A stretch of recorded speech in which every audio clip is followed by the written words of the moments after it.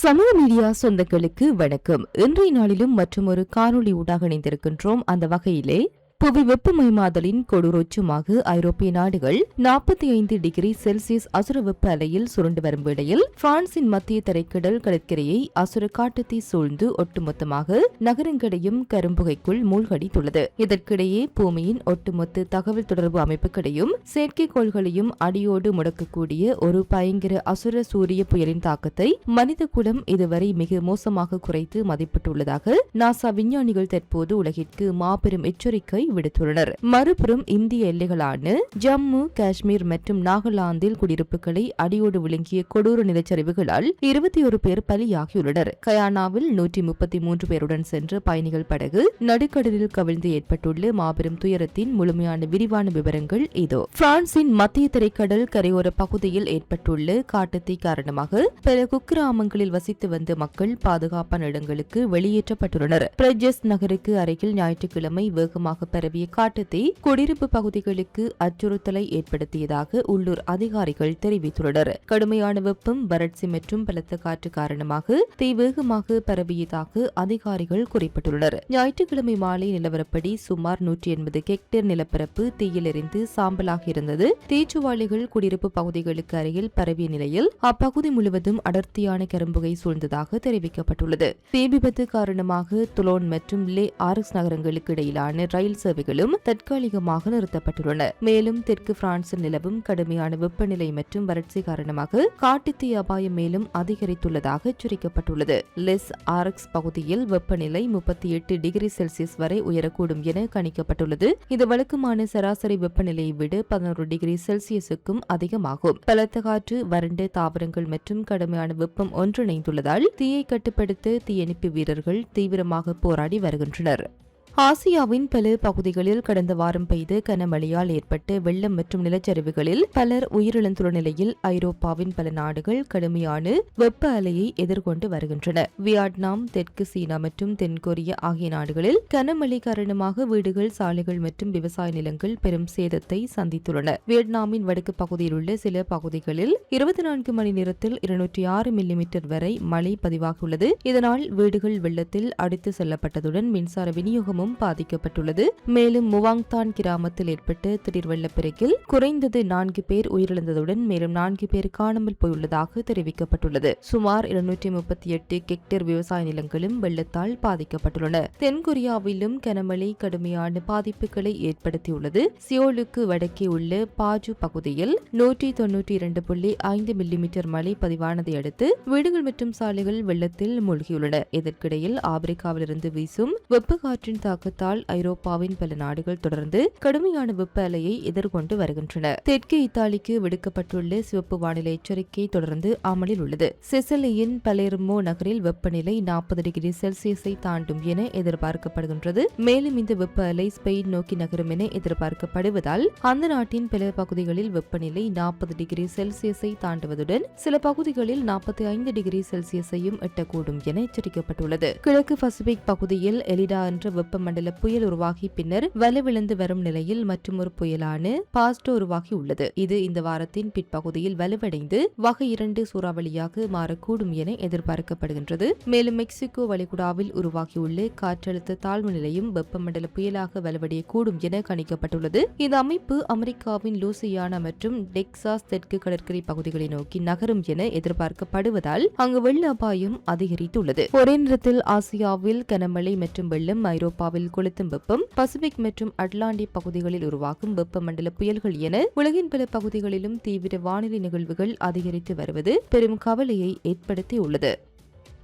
கயானாவில் 133 பேருடன் பயணித்த பயணிகள் படகு கவிழ்ந்ததைத் தொடர்ந்து கடற்கரை பகுதியில் மாபெரும் தேடுதல் மற்றும் மீட்பு நடவடிக்கை முன்னெடுக்கப்பட்டு வருகின்றது. ஜாரடவுனில் இருந்து போர்ட் கைடுமா நோக்கி பயணித்த MV பரிமா என்ற பயணிகள் படகு சனிக்கிழமை இரவு கயானா கடற்பரப்பில் கவிழ்ந்ததாக அதிகாரிகள் தெரிவித்துள்ளனர். படகில் மொத்தம் 133 பேர் இருந்ததாக ஆரம்பகட்ட தகவல்கள் தெரிவிக்கின்றன. இதுவரை 67 பேர் மீட்கப்பட்டுள்ளதாக தகவல் வெளியாகியுள்ளது. எனினும் படகில் பயணித்தவர்களின் அவர்களின் பட்டியல் துல்லியமாக இல்லாததால் காணாமல் போனவர்களின் சரியான எண்ணிக்கையை உறுதிப்படுத்துவதில் சிக்கல் ஏற்பட்டுள்ளதாக அதிகாரிகள் தெரிவித்துள்ளனர். மீட்புப் படையினர் மற்றும் பாதுகாப்பு பிரிவினர் இணைந்து கடல் மற்றும் கடற்கரை பகுதிகளில் தேடுதல் நடவடிக்கைகளை தொடர்ந்து முன்னெடுத்து வருகின்றனர். படகு எவ்வாறு கவிழ்ந்தது என்பது தொடர்பான காரணங்கள் குறித்து விசாரணைகள் ஆரம்பிக்கப்பட்டுள்ளன. மீட்பு நடவடிக்கைகள் தொடரும் நிலையில் உயிரிழப்புகள் குறித்து அதிகாரப்பூர்வ தகவல்கள் இதுவரை வெளியாகவில்லை. மிகவும் சக்தி வாய்ந்த சூரிய புயல்களின் தாக்கத்தை மனிதர்கள் இதுவரை குறைத்து மதிப்பிட்டிருக்கலாம் என நாசா விஞ்ஞானிகள் எச்சரித்துள்ளனர். மெரிலாந்தில் உள்ள நாசாவின் கோடார்ட் விண்வெளி பரப்பு மையத்தை சேர்ந்த விஞ்ஞானிகள் மேற்கொண்ட ஆய்வில் பூமியின் துருவ அயனோஸ்பியருக்குள் சூரிய புயல்களால் செலுத்தப்படும் ஆற்றலுக்கு ஒரு குறிப்பிட்ட உச்சவரம்பு இருப்பதாக கூறுவதற்கு போதுமான ஆதாரங்கள் இல்லை என தெரிவிக்கப்பட்டுள்ளது. மிகவும் தீவிரமான சூரிய புயல்கள் அரிதாகவே நிகழ்வதால் அவை பூமியின் காந்தப்புலத்தை எந்த அளவிற்கு பாதிக்கக்கூடும் என்பது குறித்து விஞ்ஞானிகளிடமிருந்து குறைந்த அளவிலேயே தரவுகள் உள்ளன. இதனால் எதிர்காலத்தில் ஏற்படக்கூடிய மிகப்பெரிய சூரிய புயல்களின் சக்தியை தற்போதைய மாதிரிகள் குறைத்து மதிப்பிடக்கூடும் என ஆய்வாளர்கள் தெரிவித்துள்ளனர். சூரிய புயல்களின் தாக்கத்தை அளவிடும் முறையிலும் சிக்கல்கள் இருப்பதாக விஞ்ஞானிகள் கூறுகின்றனர். பூமியை நோக்கி வரும் சூரிய துகள்கள் மற்றும் கொரோனஸ் மாஸ் எஜென்சன்களை முன்கூட்டியே கண்டறியும் விண்வெளி கருவிகள் அவை பூமியின் காந்தப்புலத்தை தாக்குவதற்கு முன்பாகவே அவற்றை அளவிடுகின்றன. இதனால் சூரிய காற்றின் உண்மையான தாக்கம் பூமியை அடையும் போது எவ்வாறு மாறுகின்றது என்பதை முழுமையாக மதிப்பிடுவது சவாலாக இருப்பதாக ஆராய்ச்சியாளர்கள் சுட்டிக்காட்டியுள்ளனர். நாசாவின் தீமிஸ் MMS மற்றும் டபுள் ஸ்டார் உள்ளிட்ட விண்வெளி ஆய்வு கருவிகளிலிருந்து பெறப்பட்ட 1 மில்லியனுக்கும் அதிகமான சூரிய காற்று அளவீடுகளை ஆய்வாளர்கள் ஒப்பிட்டு ஆய்வு செய்தனர். இதன் அடிப்படையில் சூரிய காற்றிலிருந்து பூமியின் துருவ அயனோஸ்பியருக்கு மாற்றப்படும் ஆற்றலுக்கு ஒரு குறிப்பிட்ட மேல்வரம்பு இருப்பதாக கூறுவதற்கு தற்போது போதுமான புள்ளி விவர ஆதாரங்கள் இல்லை என ஆய்வுக்குழு தெரிவித்துள்ளது. மிகவும் சக்தி வாய்ந்த சூரிய புயல்கள் பூமியை தாக்கும் போது செயற்கைக்கோள்கள் பாதிக்கப்படுவதுடன் GPS மற்றும் தகவல் தொடர்பு அமைப்புகளிலும் கடுமையான இடையூறுகள் ஏற்படக்கூடும். சில சந்தர்ப்பங்களில் செயற்கைக்கோள்களின் சுற்றுப்பாதைகளும் பாதிக்கப்பட வாய்ப்புள்ளதாக விஞ்ஞானிகள் தெரிவிக்கின்றனர். ஆய்வின் இணை ஆசிரியர் மரியா வாலா கூறுகையில், மிகவும் தீவிரமான சூரிய புயல்கள் 1000 ஆண்டுகளுக்கு ஒருமுறை மட்டுமே நிகழக்கூடிய அளவுக்கு அரிதானவையாகவே இருக்கலாம். எனவே அத்தகைய ஒரு மிகப்பெரிய நிகழ்வு ஏற்படும் வரை பூமியின் காந்தப்புலம் சூரியனின் ஆற்றலை எந்த அளவிற்கு தாங்கும் என்பதை துல்லியமாக கூறுவது கடினம் என தெரிவித்துள்ளார். இதனால் எதிர்காலத்தில் ஏற்படக்கூடிய மிகப்பெரிய சூரிய புயல்களை கணிக்கவும் அவற்றின் தாக்கத்திலிருந்து பூமியை பாதுகாக்கவும் தற்போதைய விண்வெளி வானிலை மாதிரிகள் மேலும் மேம்படுத்தப்பட வேண்டும் என விஞ்ஞானிகள் வலியுறுத்தியுள்ளனர். ஜம்மு காஷ்மீர் முழுவதும் பெய்து வரும் கனமழையால் ஏற்பட்டு திடீர் வெள்ளம் மற்றும் நிலச்சரிவுகளில் குறைந்தது 13 பேர் உயிரிழந்துள்ளனர். மேலும் பலர் காணாமல் போயுள்ளனர். ஞாயிற்றுக்கிழமை முதல் பல மாவட்டங்களில் இடைவிடாது பெய்து வரும் கனமழையால் திடீர் வெள்ளம், நிலச்சரிவு மற்றும் மண் சரிவு சம்பவங்கள் ஏற்பட்டுள்ளன. இதனால் வீடுகள், சாலைகள் மற்றும் பல்வேறு உள்கட்டமைப்புகள் சேதமடைந்துள்ளதுடன் பல பகுதிகளில் போக்குவரத்தும் பாதிக்கப்பட்டுள்ளது. டோடு மாவட்டத்தில் உள்ள டிராகி டெல்லா பகுதியில் ஏற்பட்ட நிலச்சரிவில் உருண்டு வந்த கற்கள் மற்றும் மண் பயணிகள் பேருந்து உள்ளிட்டு பல வாகனங்கள் மீது மோதியதில் 2 உயிரிழந்துள்ளதாகவும் பலர் காயமடைந்துள்ளதாகவும் அதிகாரிகள் தெரிவித்துள்ளனர். தொடர்ச்சியான நிலச்சரிவு மற்றும் பாறைகள் உருண்டு விழுந்ததால் ஜம்மு நெடுஞ்சாலையின் சில பகுதிகள் மூடப்பட்டுள்ளன. தற்போது சீரமைப்பு பணிகள் முன்னெடுக்கப்பட்டு வருகின்றன. ராஜௌரி மற்றும் பூஞ்ச் உள்ளிட்ட மாவட்டங்களும் கடுமையாக பாதிக்கப்பட்டுள்ளன. கடந்த 2 நாட்களில் பெய்த கனமழையால் ஏற்பட்ட திடீர் வெள்ளத்தில் பலர் உயிரிழந்துள்ளனர். மழை தொடர்பான சம்பவங்களில் உயிரிழந்தவர்களின் எண்ணிக்கை தற்போது குறைந்தது 13 இருந்துள்ளது.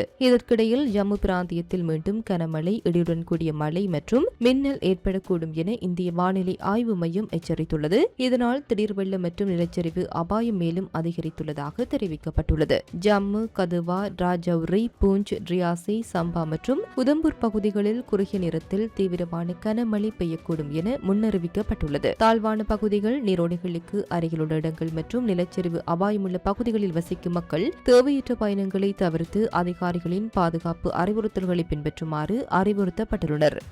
நாகாலாந்தில் பெய்து வரும் கனமழையை தொடர்ந்து ஏற்பட்டு பேரழிவுகரமான நிலச்சரிவுகளில் குறைந்தது 8 பேர் உயிரிழந்ததுடன் மேலும் 12 பேர் காயமடைந்துள்ளனர். மோன் மாவட்டம், குறிப்பாக மோன் நகரம் மற்றும் திசிட் பகுதிகள் நிலச்சரிவால் கடுமையாக பாதிக்கப்பட்டுள்ளன. ஞாயிற்றுக்கிழமை காலை சுமார் 6:30 மணியளவில் அசாம் ரைபிள்ஸ் முகாமுக்கு கீழே அமைந்திருந்த குடியிருப்பு பகுதியை மிகப்பெரிய நிலச்சரிவு தாக்கியது. கனமழை காரணமாக மண் மற்றும் பாறைகள் சரிந்து விழுந்ததில் வீடுகள் மற்றும் கட்டமைப்புகள் சேதமடைந்துள்ளதாக தெரிவிக்கப்பட்டுள்ளது. சம்பவ இடத்தில் மீட்பு பணிகள் தொடர்ந்து நடைபெற்று வருகின்றன. மோசமான வானிலை காரணமாக நாகாலாந்தின் பல பகுதிகளில் மேலும் நிலச்சரிவுகள் ஏற்படும் அபாயம் இருப்பதாக எச்சரிக்கப்பட்டுள்ள நிலையில் பொதுமக்கள் அவதானமாக இருக்குமாறு அதிகாரிகள் அறிவுறுத்தியுள்ளனர்.